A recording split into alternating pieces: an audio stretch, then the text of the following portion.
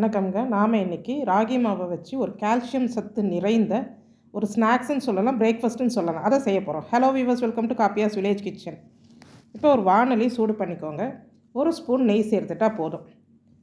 நான் இப்போ இந்த கப்பால் 2 கப் அளவுக்கு ராகி மாவு எடுத்துருக்கிறேன். எடுத்துகிட்டு இந்த நெய்யில் கொஞ்சம் நேரம் ஒரு 3லேருந்து 4 நிமிஷம் வரைக்கும் மிதமான சூட்டில் ஒரு மீடியம் ஃப்ளேமில் வச்சு வறுத்துக்கோங்க. இது கொஞ்சம் கூட தீயக்கூடாது, ராகி மாவு நிறமும் மாறிடக்கூடாது. வறுத்துட்டு நீங்கள் தொட்டு பார்த்தீங்கன்னா மாவு நல்லா கொதித்தன்மையில் இருக்கணும். அப்போ நம்ம இறக்கி வச்சிடலாம்.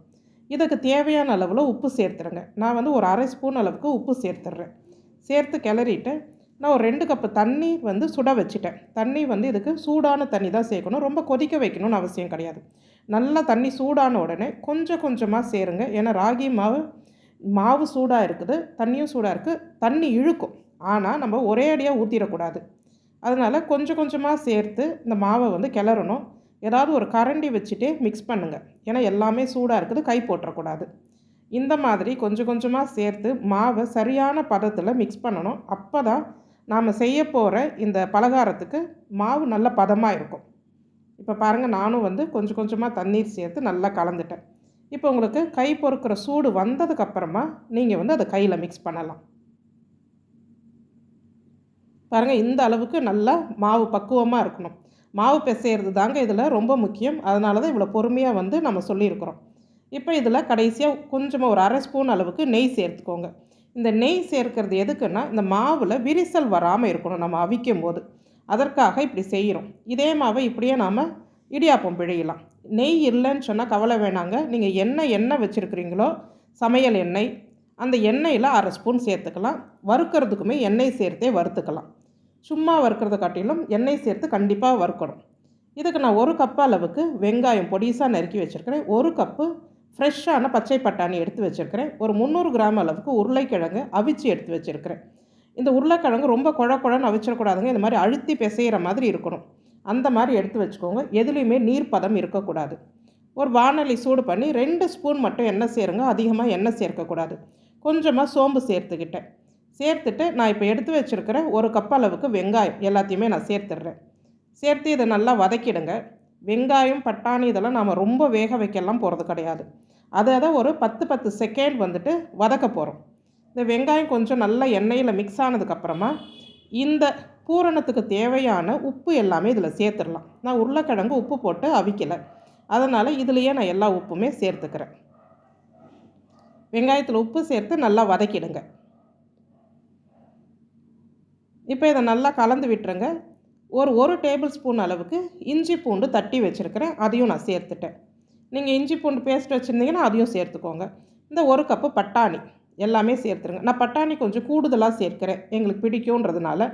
நீங்கள் பட்டாணி குறைவாக சேர்த்துட்டு உருளைக்கிழங்கு கூடுதலாக சேர்த்துக்கலாம். அது உங்களுடைய விருப்பம்தான். இது கூட நீங்கள் கேரட், பீன்ஸ், காலிஃப்ளவர் அந்த மாதிரி நீங்கள் விருப்பப்பட்டாலும் சேர்க்கலாம். எல்லாமே கொஞ்சம் ட்ரை ரோஸ்ட் தான் நம்ம பண்ணணும். தண்ணி சேர்த்து பண்ணக்கூடாது இதை கண்டிப்பாக. அதனால் அதுக்கேற்ற மாதிரி வெஜிடபிள்ஸ் நீங்கள் சேர்த்துக்கோங்க. நான் பட்டாணி இதில் வேகலாம் வைக்க போகிறது கிடையாது. இது இந்த பட்டாணி நாம் பிளான்ச்சிங் மெத்தடில் ஸ்டோர் பண்ணியிருக்கிறோம் ஃப்ரீசரில். அதனால் 1 வருடம் வரைக்கும் அப்படியே இருக்கும். அந்த வீடியோ நம்ம சேனலில் போட்டிருக்கிறோம், வேணுன்றவங்க எடுத்து பாருங்கள். அதே பட்டாணி தான் இது. அதனால் இதை நான் ரொம்ப வேக வைக்கணும்னு அவசியம் கிடையாது. நல்லாவே வதக்கும் போதே வெந்துடும். கொஞ்சம் கருவேப்பிலை சேர்த்து நான் நல்லா ஒரு 20லேருந்து 30 செகண்ட் போல் இதை நான் வதக்கிடுறேன். பாருங்கள், நமக்கு வெங்காயம் எதுவுமே நிறம் மாறாது, அப்படியே தான் இருக்கும். இப்போ நான் அவிச்சு வச்ச உருளைக்கிழங்கு நல்லா மசிச்சு வச்சு அதை சேர்த்துட்றேன். நீங்கள் இதில் எண்ணெய் கொஞ்சம் கூடுதலாக சேர்த்தாலும் பூரணம் நமக்கு செட் ஆகாது. அதனால் எண்ணெய் ரொம்ப குறைவாக இருக்கணும். நான் வெங்காயம் வதக்கிறதுக்காக தான் அந்த 2 ஸ்பூன் எண்ணெய் கூட சேர்த்தேன். அது 2 ஸ்பூன் முழுசாக கூட இருக்காது, அந்த மாதிரி தான் நம்ம எண்ணெய் சேர்க்கணும். இப்போ உருளைக்கிழங்கை சேர்த்து நல்லா கலந்து விட்டுட்டேன். இதுக்கு தேவையான அளவுக்கு மஞ்சள் தூள், கொஞ்சம் பெருங்காயத்தூள் சேர்த்தாச்சு. நான் இப்போ இது ஃப்ளேவருக்கு என்ன ஆட் பண்ண போகிறேன்னா, சில்லி ஃப்ளேக்ஸு, காஞ்ச மிளகாவை சும்மா லைட்டாக வறுத்து சில்லி ஃப்ளேக்ஸை செய்து வச்சுருப்பேன். அது ஆரிகேனோ. இந்த ஆரிகேனோ இந்த ஹோட்டல்ஸ்லலாம் போகும்போது இந்த பேக்கெட்ஸ்லலாம் கிடைக்கும் பாருங்கள். இல்லை நீங்கள் தனியாக ஆரிகேனோ வாங்கி வச்சுருந்தாலும் சரி, அதை சேருங்கங்க. செம்ம அல்டிமேட் ஃப்ளேவர் கொடுக்கும் உங்களுக்கு. அதனால் நான் சில்லி ஃப்ளேக்ஸும் ஆரிகேனோவும் சேர்த்துக்கிட்டேன். இது 2 இருந்தாலே போதுங்க, நமக்கு இந்த பூரணம் அவ்வளோ ஒரு சுவை தெரியும் அந்த ஸ்டஃப்டு இதில். அதனால் ஆரிகேனோ நமக்கு எல்லாம் தெரிஞ்சது தான். நம்மளுடைய இந்த கற்பூரவள்ளி, புதினா, இந்த ஃப்ளேவர் தான் நமக்கு ஆரிகேனோ. அதனால் அது ரொம்பவே நல்லாயிருக்கும், சுவையுமே இருக்கும். இப்போ நான் இட்லி பானையில் வந்துட்டு தண்ணி கொதிக்க வச்சுட்டேன். இப்போ நமக்கு பூரணமும் ரெடி ஆயிடுச்சு. பாருங்கள், இந்த அளவுக்கு இருக்கணும். பூரணம் வந்து கொஞ்சம் ஆறட்டும், அந்த அளவுக்கு விட்டுறலாம். நம்ம கை பொறுக்கிற சூடு வர வரைக்கும் பூரணம் வந்து ஆற விட்டுடலாம். இப்போ கேழ்வரகு மாவு நாம் பிசைஞ்சு வச்சோம். பாருங்கள், நான் வந்து கேழ்வரகு மாவு இதை நீங்கள் இன்னுமே கொஞ்சம் நெய் சேர்த்து பிசையணுன்னா கூட பிசைஞ்சிக்கலாம் சாஃப்டாக. நான் இந்த அளவுக்கு வந்துட்டு கட்டியாக தான் பிசைஞ்சு வச்சுருக்கிறேன். இதை ஒரு கிண்ணம் மாதிரி செய்துக்கோங்க. எனக்கு ரொம்ப விரிசல் வருது அப்படிலாம் நீங்கள் நினச்சிங்கன்னா இன்னும் கொஞ்சம் லைட்டாக நெய்யோ இல்லை எண்ணெயோ சேர்த்து நல்லா பிசைஞ்சு எடுத்துக்கலாம். இல்லை லைட்டாக தண்ணீர் தெளித்து கூட நீங்கள் பிசைஞ்சு எடுத்துக்கலாம். நமக்கு இது செய்து பழக்கம்ன்றதுனால நாம் அப்படியே வந்துட்டு செய்துடுறோம். இப்போ இந்த மாதிரி கிண்ணம் மாதிரி செய்துட்டு இதுக்குள்ளே நீங்கள் எவ்வளோ ஸ்டஃபிங் வைக்க முடியுமோ அவ்வளோ ஸ்டஃபிங் வச்சுருங்க. நாம் எப்படி ராகியில் வந்து இனிப்பு கொழுக்கட்டை செய்வோம், நம்ம சேனலில் ராகியில் நிறைய ரெசிபிஸ் போட்டிருக்கேங்க. களி எப்படி செய்கிறது, சிறுதானியத்து கூட சேர்த்து களி கூழ் எப்படி செய்கிறது, ராகியில் புட்டு செய்கிறது, ராகியில் இடியாப்பம் செய்கிறது, அதேமாதிரி ராகியில் செய்யக்கூடிய நிறைய டிஷ்ஷஸ் வந்து நம்ம லோட் பண்ணியிருக்கிறோம். எடுத்து பாருங்கள். இதே மாதிரி ஸ்டஃபிங் வச்சு இந்த மாதிரி உருண்டைகளாக பிடிச்சிருங்க. உருண்டைகள் இல்லைன்னா நீங்கள் நீட்டுக்காக சிலிண்ட்ரிக்கல் ஷேப்பில் கூட நீங்கள் வந்து பிடிக்கலாம். இவ்வளோதாங்க. அந்த மடிப்பெல்லாம் ரொம்ப மைதா மாவு கோதுமை மாவு வர மாதிரிலாம் வராது. அரிசி மாவு மாதிரி தான் இது உதிரி ஆகும். அதனால் நல்லா ஸ்டஃபிங் வச்சுட்டு இந்த மாதிரி கையிலேயே நல்லா உருண்டையாக்கிடுங்க. விரிசல் இருக்கக்கூடாது. அப்போ தான் வெந்து வரும்போது நல்லா ப்ளெயினாக இருக்கும். இப்போ பாருங்கள், நான் உருண்டைகளாக ஒரு 6 உருண்டைகள் செய்துட்டேன். இப்போ நமக்கு தண்ணீரும் நல்லா கொதிச்சிருச்சு. இப்போ நான் இட்லி தட்டு வச்சு இது மேலே அந்த உருண்டைகளை வைக்க போகிறேன். இது மேலே நான் துணி போட்டு தான் வைக்க போகிறேன். ஒரு சின்ன காட்டன் துணி நல்லா நனைச்சி எடுத்துருங்க. நனைச்சிடாமல் நம்ம போடக்கூடாது. எப்போவுமே நம்ம இந்த மாதிரி அவிக்கிறதுக்கு நனைச்சி எடுத்து தண்ணியை நல்லா புழிஞ்சிட்டு அது மேலே வச்சுருங்க.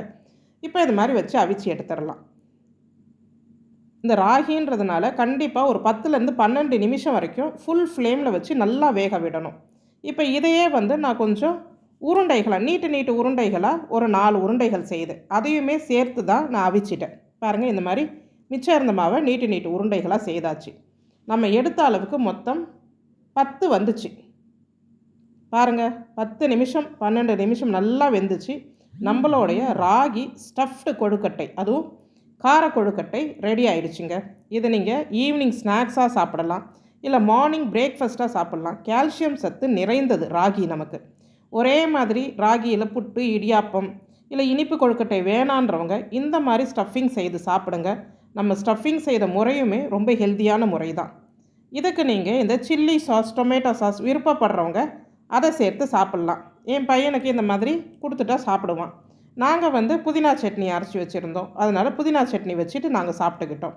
உங்களுக்கு இந்த ராகி கார கொழுக்கட்டை பிடிச்சிருந்தா நம்ம காப்பியாஸ் வில்லேஜ் கிச்சன் சேனலுக்கு ஒரு லைக், ஷேர், கமெண்ட் பண்ணுங்கள். இது வரைக்கும் சப்ஸ்கிரைப் பண்ணாதவங்க உங்களுக்கு நம்ம சேனல் பிடிச்சிருந்தா சப்ஸ்கிரைப் பண்ணுங்கள். நாம் போடுற பதிவுகளை தொடர்ந்து பாருங்கள், பார்த்துட்டு கமெண்ட் பண்ணுங்கள். நன்றி.